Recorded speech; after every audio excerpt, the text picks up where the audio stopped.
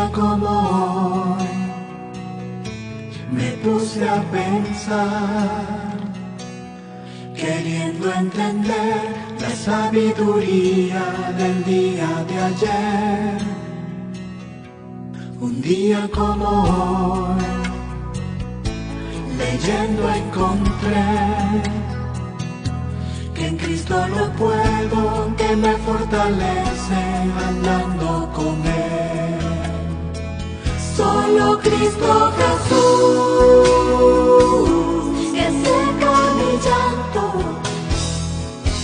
Él puede lograr que todas las cosas tengan solución. Solo Cristo Jesús, Él puede salvarte, te ofrece una paz, te ofrece un hogar y felicidad. Un día como hoy, yo quiero cantar, diciéndole al mundo que solo la paz en Cristo hallarás. Un día como hoy, Él puede lograr que todos tus sueños y tus ilusiones se hagan realidad. Solo Cristo Jesús, que seca mi llanto, Él puede lograr que todas las cosas tengan solución. Solo Cristo Jesús, Él puede salvarte, te ofrece una paz, te ofrece un hogar y felicidad.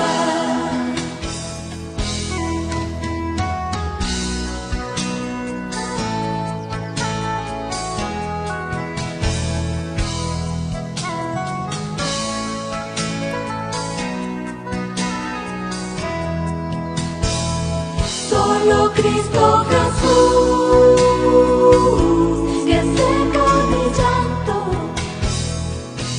Él puede lograr que todas las cosas tengan solución. Solo Cristo Jesús, Él puede salvarte, te ofrece una paz, te ofrece un hogar y felicidad.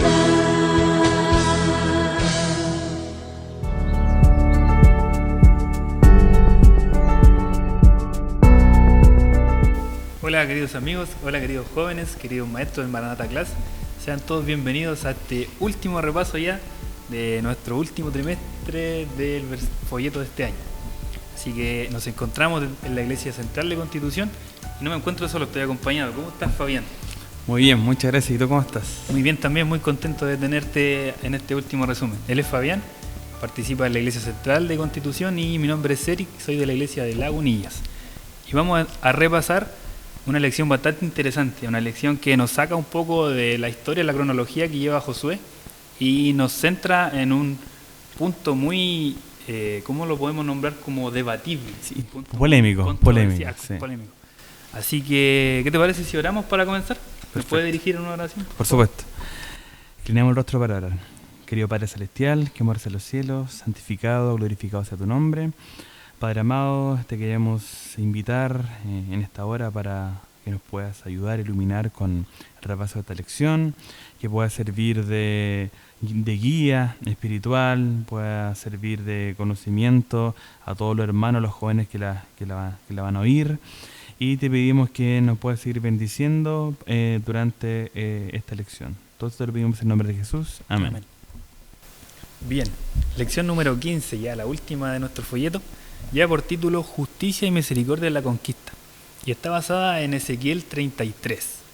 Y yo cuando lo leí así por primera vez lo encontré un poco extraño, un poco raro, pero cuando lo analizamos en el contexto que está el folleto, cobra mucho sentido. Y el día sábado comienza diciendo que es un poco controversial, como ya decíamos, el tema de Josué, de qué forma fueron a conquistar Canaán, y hay muchas personas que toman esto como que Dios es un Dios tirano, como que Dios desea, se deleita en que el impío muera, perezca y no se arrepienta, o que tiene ese deseo de sangre. Y a través de esta lección vamos a poder analizar y a poder dimensionar qué son los juicios de Dios. Exactamente, bueno, aquí esta lección parte, como tú dices, con un tema debatible. Hay muchos hermanos de otras denominaciones que hablan de Yahvé como un Dios castigador, pero intentan evitar estos textos bíblicos. Claro, estas historias. Exactamente, pero hay que leerlo con mucha atención para darse cuenta de que lo que aquí se presenta es como el tipo del juicio local primeramente, referido al juicio mayor que va a ocurrir en los últimos días. Entonces, más o menos aquí estamos viendo a un Dios gobernante y en todo su esplendor, cómo fue en un momento y cómo seguirá siendo el resto de la historia. Claro, tenemos que ver también que así como cayó juicio sobre los cananeos, este juicio que se llevó a cabo a través del pueblo de Israel también va a repetirse de cierta forma cuando venga Jesús por segunda vez. Y me gustaría que pasáramos de lleno ya al día lunes, que nos habla sobre el juicio imparcial de Dios. Imparcial es cuando Dios en su juicio no se inclina hacia ningún lado. O sea, no es que se incline por alguien que le agrade o por alguna nación o porque los israelitas eran su pueblo regalón. No se trata de eso. Dios siempre se inclina en sus juicios hacia la justicia y hacia la verdad. Eso es súper importante, porque podríamos pensar de que Dios, como lo decíamos, es un Dios que desea como un Dios sanguinario, que se agrada en la guerra y en todas esas cosas, pero no es así. Y también nos presenta el día lunes un poco el contexto. Y el contexto especialmente de Ezequiel 33. Exacto. Ezequiel, en los tiempos de Ezequiel, del profeta Ezequiel, el pueblo se volvió en contra de Dios. Este pueblo que, como vimos en unas lecciones atrás, renovó su pacto con Dios y dijeron, no, si a nosotros no nos va a pasar eso, no nos vamos a alejar de Dios. Ahora vemos que están completamente lejos de Dios. Y Dios sobre ellos también envía sus juicios. Exactamente. Bueno, aquí se presenta a Dios haciendo un juicio sobre Israel y tal cual como lo hizo con los cananeos. O sea, aquí se presenta a un Dios que obviamente no tiene privilegios, como tú dices, por ningún pueblo, sino que es justo en cuanto a los pecados también.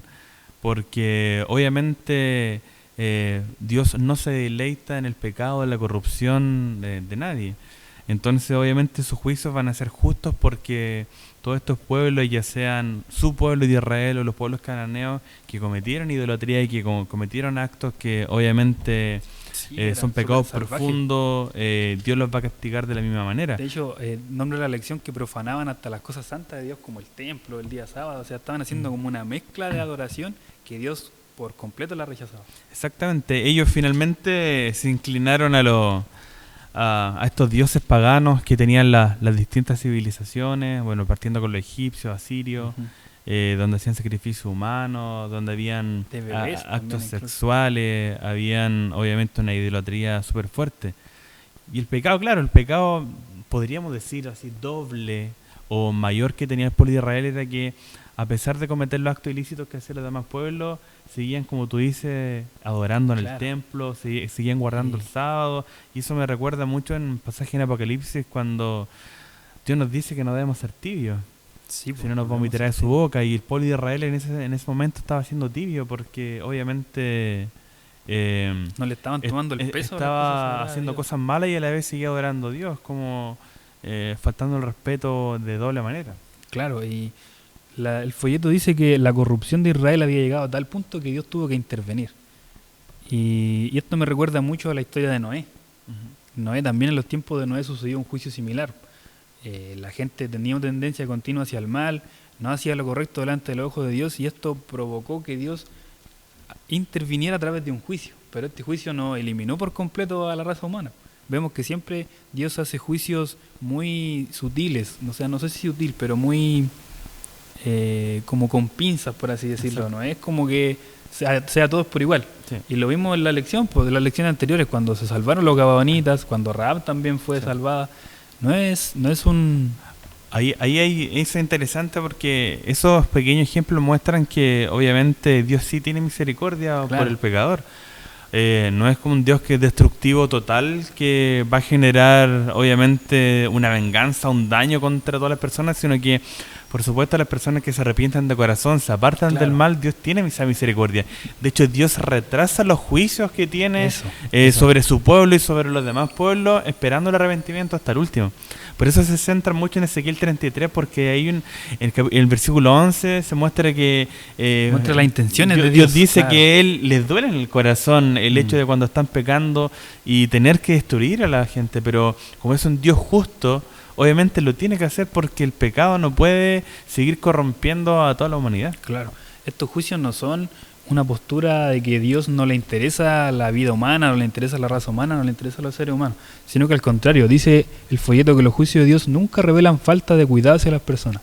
Al contrario, como Dios se preocupa por las personas, debe intervenir cuando la degradación del pecado alcanza cierto grado. O sea, Dios no puede mantenerse al margen cuando ya es demasiado el pecado. Exacto, pasó con Sodoma y Gomorra, claro, como tú dices, la época de Noé también. El último días también, lo que estamos viviendo hoy en día, obviamente estamos en una corrupción moral gigantesca, entonces son señales de que la pronta venida de nuestro Señor que está a las puertas. Mientras estudiaba la lección me acordaba mucho de mi abuela. Me gustaría poner este ejemplo porque es bien didáctico, y es que mi abuela tenía muchos duraznos, y a un durazno le entró, por así decirlo, como una bacteria y empezó de a poco a marchitarse y a morirse. Y mi abuela le hacía remedio, le echaba fertilizante y hartas cosas más. Y llegó un punto en que el durazno ya, si seguía así, iba a empezar a contagiar a los otros. Exacto. Entonces mi abuela, con el dolor de su alma por su durazno, tomó la decisión de cortarlo. Entonces al final es un bien para los demás. Y de la misma forma es los juicios que Dios hizo en Canaán y que va a hacer también cuando vuelva por segunda vez. Exactamente. El día martes nos habla de guerras espirituales. Y es bastante interesante esto porque ahí en Éxodo 12:12 dice, Dios le dice a Moisés que él va a hacer juicio sobre los dioses de Egipto. Exacto, eso es interesante porque esta guerra espiritual no es persona contra persona, claro, sino que es como del Dios verdadero contra estos dioses falsos. Claro. Y por ahí va la guerra, va por un tema espiritual, por eso hay tanto milagro, por eso las plagas son centradas en que el pueblo se dé cuenta de que los dioses ajenos, esta idolatría que existía no puede seguir ocurriendo, sino que hay un Dios que es el Dios verdadero y que es el que triunfa. Entonces no hubo necesidad de que el pueblo de Israel ahí luchara bélicamente contra Egipto. Las plagas son un ejemplo de eso, el cruce del Mar Rojo un ejemplo de eso. En relación a lo mismo, Deuteronomio 7:19 dice que Dios tenía las mismas intenciones de hacer con su pueblo para ingresar a Canaán. No quería hacerlo mediante la fuerza, mediante la guerra. Y le dice, acuérdate de cuando te saqué de Egipto, con mano fuerte y brazo extendido. O sea, de la misma forma quiero entrar a los otros pueblos, no quiero que te involucres sanguinariamente en esto. Eso le estaba diciendo Dios. Ah, interesante, quiero mencionar una cita de Elena de White que dice que no quería él, se refiere a Dios, que tomaran posesión de la tierra por medio de la guerra, claro, sino mediante la estricta obediencia a sus mandatos. Eso era como el objetivo para la tierra Canaán también, pero lamentablemente nos dimos cuenta de que el pueblo al dudar, al apartarse, no le quedó otra que irse a las manos con los pueblos, claro, tal cual como era el contexto mundial de esa época. Sí, pues Dios tuvo que ahí de cierta forma adecuar sus planes y tuvo que involucrar al pueblo porque ellos comenzaron a renegar contra Dios, comenzaron a creer menos en Él, con el tema del agua, y cuando le reclamaban a Moisés realmente le estaban reclamando a Dios, y logramos entender en esta lección que Dios no tenía propósitos violentos directamente entre los pueblos, no es su deleite las guerras. Y me gusta otro texto en Deuteronomios 9:4, que, bueno, no lo voy a leer, pero dice que Dios le dice al pueblo, cuando tú pienses en tu corazón que por tu justicia te metí en Canaán, no fue por tu justicia, fue por la maldad de los otros, de los que habitaban en ese entonces. Y si bien la Biblia no da como tantas luces de sus pecados ni nada de eso, podemos entender de que si era gente que no estaba con Dios, estaban abiertamente en contra de Dios. Exactamente. Bueno, ahí lo interesante es que si uno estudia un poquito la historia, ahí al estudiar la historia uno se da cuenta de que la Biblia calza perfectamente con los eventos que han ocurrido, sobre todo el tema religioso. porque todas las prácticas que hacían paganas, que aparecen en la Biblia, que no son muchas, en la Biblia no entra en detalle, Claro, no entra pero en la detalle. historia sí entra en los detalles, los vestigios que quedaron, y todo nos demuestra de que sí cometieron actos barbáricos de todo tipo, desde el bestialismo hasta habían orgías sexuales, habían temas de quemaban a los niños a los pasaban por baales, fuego. entonces como interesante saber que la misma historia en sí corrobora lo que Claro. dice la palabra de Dios. Y me gustaría leer también, compartir con ustedes Génesis 15 y 16, donde Dios le dice a Abraham: en la cuarta generación volverán acá, porque la maldad del amorreo aún no ha llegado a su colmo. Y aquí hay que contextualizar que Dios está hablando con Abraham. O sea, muchos años antes de que incluso Israel fuera esclavo en Egipto, Dios ya tenía sus ojos puestos en estos pueblos. Y les dio un periodo de tiempo, pero súper largo, más de 400 años, para que ellos volvieran de sus caminos. Y como dice el versículo 11 del capítulo 33, Dios dice: juro por mí, o sea, vivo yo, juro por mi vida, que no me complazco en que el impío se muera, sino que deseo que se vuelva a sus malos caminos. Y dice: volveos, volveos. ¿Por qué buscáis la muerte? Exactamente. Y es interesante saber ahí, darte cuenta de que el pueblo de Israel, él era el encargado de Claro, tenía llevar una esa misión. luz a los pueblos cananeos, para que se volviesen de sus malos caminos. Como dice Ezequiel 33, le interesante que lo puedan leer completo ese capítulo, ahí muestra de que debemos ser atalayas, centinelas, como que dar el sonido certero a la trompeta, avisando de los juicios que se vienen. Ese era el misión. trabajo que tenía el pueblo de Israel, ser atalaya de los demás pueblos. Pero obviamente si ellos mismos estaban dispersos y dudando, no llevaron el trabajo como correspondía. Claro. Pasando ya al día miércoles, ahí hay varios textos también bastante interesantes. No sé si quieres recalcar alguno. Yo tengo uno bien interesante, pero Sí. te doy el Mira, tiempo. me interesa, bueno, lo primero se divide en dos partes. Dios advierte a Israel. La mayoría de las advertencias que aparecen ahí son advertencias de no irse a otros Sí, dioses. directa. Exactamente. Y los demás son las consecuencias por irse a esos dioses. Po. Y quiero compartir con ustedes Salmo 106, 34, 43, que dice: no destruyeron a los pueblos que Jehová les dijo, antes se mezclaron con las naciones y aprendieron sus obras y sirvieron a sus ídolos, los cuales fueron causa de su ruina. Aquí viene esto terrible: sacrificaron sus hijos y sus hijas a los demonios y derramaron la sangre inocente, la sangre de sus hijos y de sus hijas, que ofrecieron el sacrificio de los ídolos de Canaán, y la tierra fue contaminada con su sangre. Bueno, ahí sigue, pero ahí está el ejemplo claro. de que por más que Dios advirtió, finalmente el pueblo de Israel igual se mezcló, igual cometió los pecados que Dios mismo le había advertido que no deberían haber hecho. Fueron abiertamente en contra de la misión que tenía Dios para ellos. Desobedecieron. El día jueves ya dice guerrero, juez y rey. Y es bastante interesante el día jueves. Hay una parte que dice: Dios acogerá a todos los que sean receptivos en su misericordia, incluidos los forasteros como Rahab y los gabaonitas. Los juicios de Dios no son sin control, no son descontrolados. Y Rahab y los gabaonitas son un ejemplo de esto. Pues, y de la misma forma, nosotros tenemos que ser como el pueblo y ser estos atalayas para las demás personas, y informarles y recordarles que los juicios de Dios van a venir. ¿Y cuáles son las intenciones y el mensaje de Dios para nosotros? Es que nosotros nos volvamos de nuestros malos caminos, que nosotros busquemos la verdad, busquemos la misericordia y dejemos los caminos de impiedad por los cuales nos podemos estar yendo. Exactamente. Dios es un Dios justo, y toda esta lección que nos entregó este trimestre nos queda como ejemplo para no cometer estos errores. Claro, ¿ya? eso es lo importante. Porque nosotros estamos siendo un pueblo que está viviendo o va a vivir los últimos días en esta tierra, y la idea es que no cometamos los mismos errores. Tenemos una misión importante como atalayas, como dice Ezequiel, de dar obviamente el sonido certero de la trompeta a tu vecino, a tu amiga, a tu colega de trabajo, a tu compañero de curso, universidad, de colegio, darle a conocer la palabra de Dios. Es el trabajo, la misión que tenemos. Y estos ejemplos que tenemos acá, y lo que dice Ezequiel 33, es que nosotros somos responsables. Al saber la verdad, somos responsables ante las demás personas también. Tenemos que darle a conocer cuál es la verdad. Porque si no, por los pecados de ellos, si nosotros teniendo el conocimiento no les compartimos la verdad, no lo volvemos hacia Dios, también vamos a ser responsables. Somos responsables. Entonces es interesante. Ya él, si escucha o no, comete su pecado y se pierde, ya no es nuestra responsabilidad, dice Así lo dice Ezequiel. Pero obviamente Si nosotros no hacemos nada y ellos se pierden, somos responsables porque teníamos la verdad y la guardamos para nosotros. Claro, muy importante ahí lo que tú recalcas, somos atalayas, llamados a ser atalayas. Pasando al día viernes ya, trae un extracto de Elena de White y me gustaría recalcar una parte, que son las expectativas que tenía Dios con respecto al pueblo de Israel.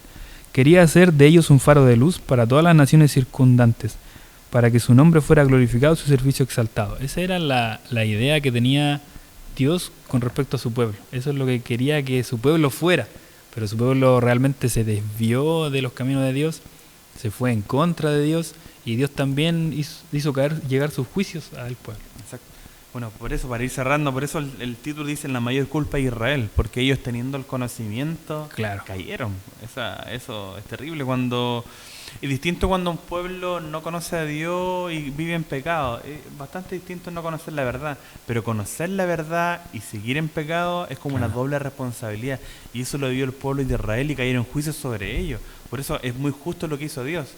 Y esa es la advertencia para todos los que nos están escuchando, de que no tenemos que volver a caer en lo mismo nosotros tampoco.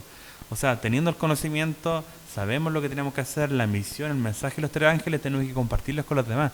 Sino también vamos a ser parte también de la responsabilidad que vamos a tener estos últimos días. Al final del día viernes me gustaría leer una pregunta. Dice, ¿qué lecciones clave del libro de Josué quieres grabar en tu memoria? Y para mí la lección clave que quiero grabar y quiero sacar de toda esta historia de Josué es que el éxito siempre depende de nuestra fe en Dios. Siempre depende de nuestra confianza en Dios. Y la historia así lo demostró. O sea, Josué cuando buscaba la dirección de Dios le iba bien y conquistaba la ciudad, y cuando no le iba súper mal. Entonces rescato esa lección, rescato esa frase. Siempre el éxito depende de nuestra confianza en Dios. Exactamente.